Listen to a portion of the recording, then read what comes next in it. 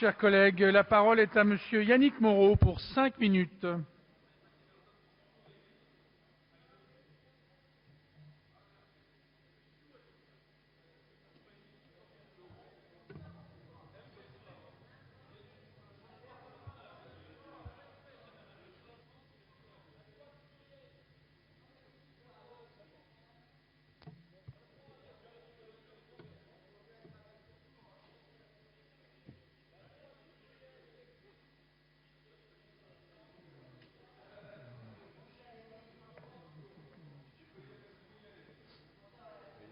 Je vous en prie, bien sûr. Monsieur le Président, Monsieur le rapporteur général, Messieurs les ministres, chers collègues, depuis 1975, année de ma naissance, la France n'a plus jamais voté un budget en équilibre.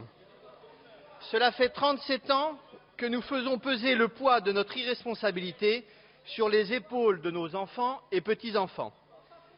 Cela fait 37 ans que l'État français se comporte comme aucune famille, aucune collectivité, aucune entreprise ne pourrait se comporter. La réalité se rappelle durement à nous aujourd'hui. Il aura fallu découvrir qu'une banque internationale pouvait faire faillite, qu'un État pouvait faire faillite, qu'une monnaie même pouvait faire faillite pour que nos consciences se réveillent. Au moment où notre dette atteint des profondeurs abyssales, au moment où la crise internationale née des excès du libre-échangisme et de la spéculation financière mondiale se fait durement ressentir, notre pays, nos compatriotes ont pourtant plus que jamais besoin de l'aide de l'État. Plus que jamais, nous avons besoin de fraternité avec nos compatriotes qui ont du mal à se loger et à accéder à la propriété. De solidarité entre les générations pour prendre dignement en charge la dépendance de nos aînés.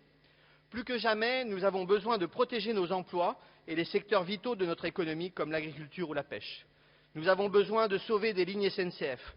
Nous avons besoin de trains, de logements publics, de formations professionnelles adaptées, de lignes fluviales et maritimes, de soutien à la recherche, d'encouragement à la transition énergétique et à la mobilité écologique. Plus que jamais, nous avons besoin de libérer les énergies créatrices d'emplois dans notre pays. Mais comment pourrions-nous financer toutes ces mesures d'utilité publique si nos caisses restent vides? La seule voie qui s'offre à nous est celle de l'effort et du redressement urgent de nos finances publiques. C'est la mère de toutes les réformes. Ce doit être, mes chers collègues, notre priorité absolue. Malheureusement, ça n'est pas le chemin que nous propose le gouvernement.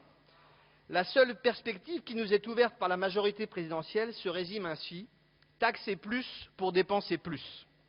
Se dessine à l'horizon une avalanche d'impôts nouveaux qui va finir d'ensevelir les ménages essoufflés et les entreprises exsangues. 7 milliards d'impôts supplémentaires cette année, à peine plus d'1 milliard d'économies volantes non identifiées. Le choix de cette voie n'est pourtant pas une fatalité. À la logique gouvernementale taxer plus pour dépenser plus, je préfère la triple proposition dépenser moins, taxer moins, protéger plus. Première proposition, dépenser moins. Aucune famille, aucune entreprise, aucune collectivité ne peut dépenser plus qu'elle n'a. Il doit en être de même pour l'État. Ne nous contentons pas de reconduire d'année en année des budgets actualisés. Ne nous contentons pas de faciliter les groupements de commandes entre les services de l'État ou entre collectivités. Encourageons ces regroupements au niveau local, rendons-les obligatoires au niveau des administrations centrales. Dépenser moins, c'est aussi, il en est encore temps, renoncer aux promesses clientélistes de recrutement de dizaines de milliers de fonctionnaires qui pèseront sur les comptes publics pendant plus d'un demi-siècle. Deuxième proposition, taxer moins. Il est urgent de ne pas adopter les mesures confiscatoires que nous proposera bientôt le gouvernement. À l'inverse, allégeons le fardeau fiscal qui pèse sur les Français. Allégeons les charges qui plombent nos entreprises. Donnons ainsi aux Français plus de pouvoir d'achat pour relancer la consommation et plus de compétitivité à nos entreprises. Troisième proposition, protéger plus. Introduisons une clause de préférence géographique qui incitera fortement au patriotisme économique de nos achats publics. Les dépenses publiques financées par les Français doivent prioritairement bénéficier aux entreprises et donc aux emplois français. Il faut également favoriser le développement des PME au sein d'une Europe bienveillante, à l'extérieur de laquelle nous devons dresser des taxes protectrices de nos entreprises, de nos savoir-faire et de nos emplois. Monsieur le Président, Monsieur le rapporteur général, Messieurs les ministres, mes chers collègues, les efforts commencent ici, dans la gestion responsable des dépenses publiques.